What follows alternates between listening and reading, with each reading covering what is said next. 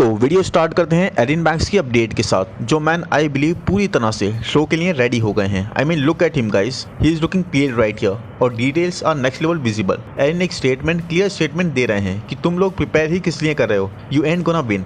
And honestly Erin इस division पर आने वाले कई साल राज करने की प्लानिंग करके बैठे हैं। The most complete back out there, जो चाहे ओवरली डेवलप तो है बट उसके बाद भी आप जस्ट अप्रिशिएट करे बिना, आप जिससे इंप्रेस हुए बिना रह नहीं पाओगे। मतलब एक एथलीट, एक चैंपियन जिसने आर्नोल्ड क्लासिक के बाद 6 से 7 वीक तक वर्कआउट भी नहीं करा और फिर मिस्टर ओलंपिया टीवी पर लाइव वर्कआउट, वो भी जेरेमी के साथ कंप्लीटली नेचुरल करा, और उसके बाद भी इस तरह से इतनी जल्दी से इतना शार्प हो गया कि looking just ready to step on the stage. ये सिर्फ और सिर्फ एक ही चीज बताता है गाइस कि अगर कुछ बोलना भी है तो उससे पहले करने वाले बनो, ताकि बड़ी से बड़ी बात को कहते में आप हिचकिचाओ नहीं, क्योंकि you know you are going to back it up. और अब 3 वीक्स, जस्ट 3 वीक्स बचे हैं एरिन के स्टेज पर दोबारा चढ़ने में। एंड शायद आप में से कुछ लोग नहीं जानते हो या भूल गए हो, तो let me remind you all, Erin is competing in Legend Sports Fest. Mister Olympia से भी आई थिंक 3 से 4 वीक पहले ये show. As a champion he does not have to, कोई जरूरत ही नहीं है। But again guys, as I said, as a champion इनको करने की जरूरत नहीं है compete, बट एरिन बिलीव्स कि एज अ चैंपियन उनको ये सब करने की जरूरत है for the division, for raising the standards of men's physique so damn high कि मेंस फिजिक डिवीजन और भी ज्यादा पॉपुलर हो जाए। एंड ओ मैन, जैसा मैंने बोला था,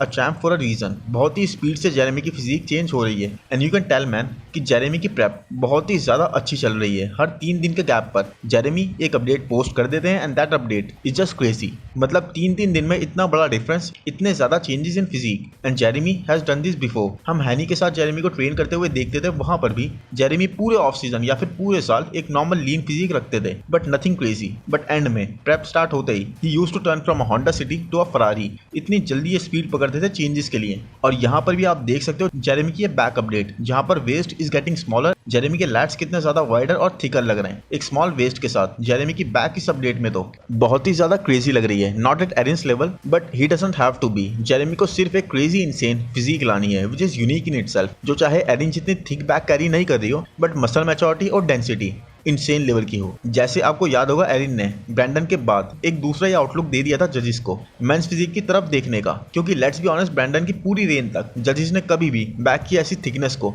या इस तरह की फिजिक को एक स्टैंडर्ड नहीं बनाया था। You leave it there at the door, because when you come in here, you got one thing and one goal, and that's to get better. So that's my thought process when I step foot in the gym.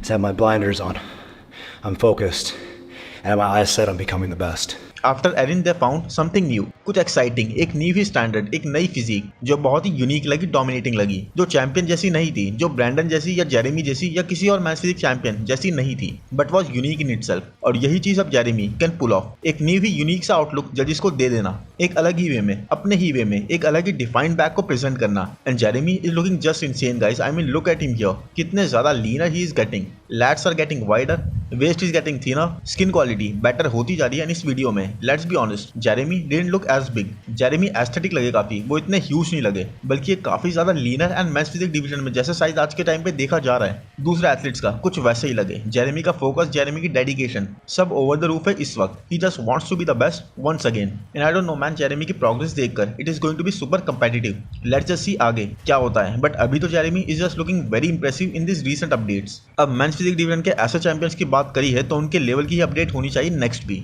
तो open division से भी इसीलिए बात करते हैं the champ himself, Hardy चूपन की, जो finally एक के बाद एक new updates, new posing updates share कर रहे हैं। एंड हार्डी चूपन ने जो इस ऑफ सीजन में साइज गेन करा है, उसके साथ हार्डी एक टैंक की तरह लग रहे हैं। Hardy is looking much bigger, but what is appreciable and super impressive कि इवन दो हार्डी बिगर हैं, उसके बाद भी ना कंडीशन सैक्रिफाइस लग रही है, ना ही ग्रेनीनेस, और वो हार्ड मसल वाला लुक विद फाइबर्स अभी भी हार्डी ने लूज नहीं करा है। बट अब चैंपियन हैं तो ऐसे ही कोई ना जाने देंगे। जब हम सबको ही अनबायस्ड होकर रिव्यू करते हैं तो यहाँ भी करेंगे। सो जो चीज बहुत ज्यादा ऑड लगी और शायद पहली बार हमने देखी हार्डी के साथ, वो थी हार्डी का ये स्टमक, ये bloated stomach with zero control in transition. अब हार्डी जाने जाते हैं गाइस एक टाइट मिड सेक्शन हर वक्त मेंटेन करने के लिए, फिर चाहे वो पोजिंग के टाइम पे हो, ट्रांजिशंस के टाइम पे हो, या फिर जस्ट ऐसे ही स्टैंडिंग हो स्टेज पर। बट यहाँ पर इट वाज लाइक जैसे ही हार्डी पोज से दूसरे पोज में जाने के लिए ट्रांजिशन करते हैं, बहुत ही ज्यादा बबल कट टाइप उनका आ जाता है, बहुत ज्यादा ब्लोटेड ये एब्डोमिनल विजिबल होता है। अब शो में इस वक्त काफी टाइम है, आई नो, बट ये है तो काफी विजिबल। एंड आई थिंक इस साल हार्डी ने और साइज गेन करने के लिए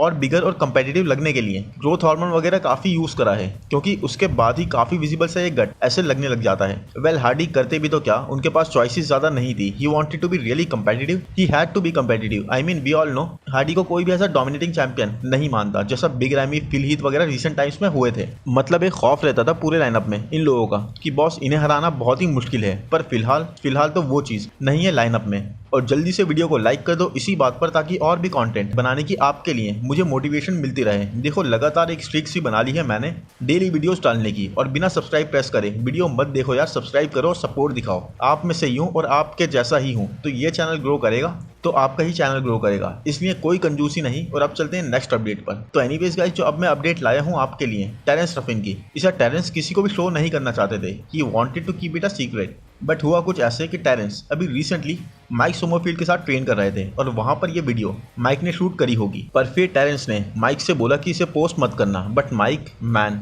टेरेंस से मजे लेते हुए इसे अपनी स्टोरी पर लगा देते हैं। And we can totally understand कि टेरेंस क्यों इस अपडेट को, क्यों इस वीडियो को पोस्ट नहीं करने देना चाहते थे, क्योंकि पोजिंग तो चलो एक दूसरी बात है, बट ये जस्ट रिलैक्स पोजेस, इनमें कोई इतना ग्रेनी और एस्थेटिक, इतना क्लासिक कैसे लग सकता है। Terrence is looking incredibly good over here, हद से ज्यादा डाइल्ड इन, पूरी तरह से फ्लैट। और हो भी क्यों ना, टेरेंस और माइक दोनों ही 1 वीक के बाद ही कंपीट करने वाले हैं दुबई प्रो में, बट टेरेंस वेस्ली के लिए अपना बेस्ट पैकेट लाने की तैयारी कर रहे हैं। Terrence is looking incredible, look at his proportions guys, mark my words, Wesley versus Terrence उतना ही टक्कर का हुआ जितना कि अली बिलाल वर्सेस भुवन चौहान हुआ था। ओ माय गॉड, गलत एग्जांपल दे दिया शायद। एनीवेज, क्लासिक डिवीजन में हम इतना ज्यादा कंपेटिटिव डिवीजन होते हुए भी कोई किसी तरह का भी बैड ब्लड नहीं देख रहे हैं, जबकि they all are super competitive. देखो माइक एक टॉप के कंपेटिटर है टेरेंस के जैसे ही, फिर भी they both are training almost always together. साथ ही वेस्ली के जीतने पर टेरेंस उनके पोस्ट को लाइक कर देते हैं और कमेंट भी कर देते हैं, और वेस्ली सेम ही ट्रीटमेंट टेरेंस के पोस्ट के लिए देते हैं। तो ये बहुत अच्छा लगता है जब स्टेज पर एक इंसेन कॉम्पिटिशन सामने आए सबके,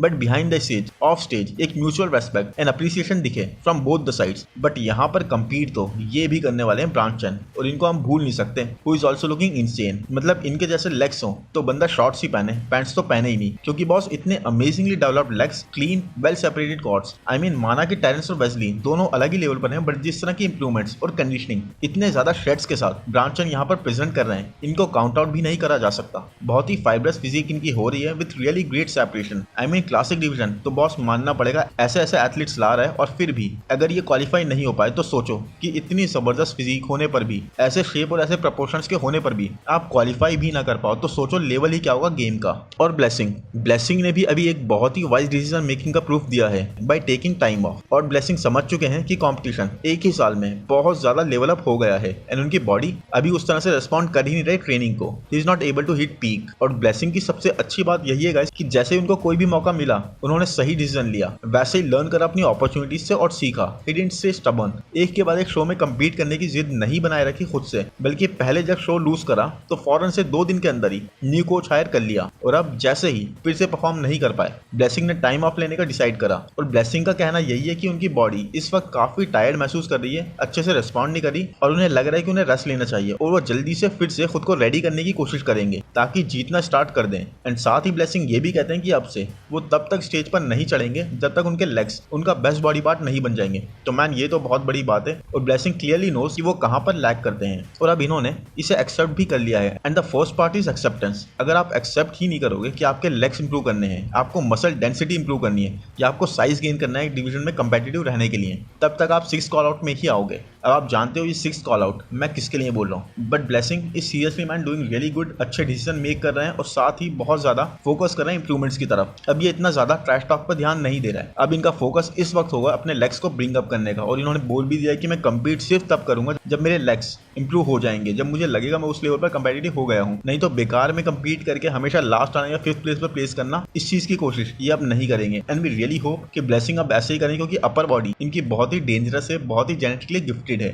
बहुत अमेजिंग फिजिक ये होल्ड करते हैं अपर बॉडी में, बट लोअर बॉडी में ये थोड़ा सा लैग करते हुए हमें दिखते हैं। बट आई रियली होप अगर ये टाइम दें, टाइम ऑफ लें, तो आई थिंक उसे यूटिलाइज करके ये उसको ब्रिंग अप कर सकते हैं, और फिर एक जबरदस्त कंपेटिटिव पैकेज जल्दी से हमें देखने को मिलेगा ब्लेसिंग का। होप गाइस वीडियो आपको पसंद आया है तो प्लीज लाइक कर दो, चैनल को सब्सक्राइब कर दो, नोटिफिकेशन बेल को दबा दो, इंस्टा पर फॉलो कर दो। Thank you, bye bye.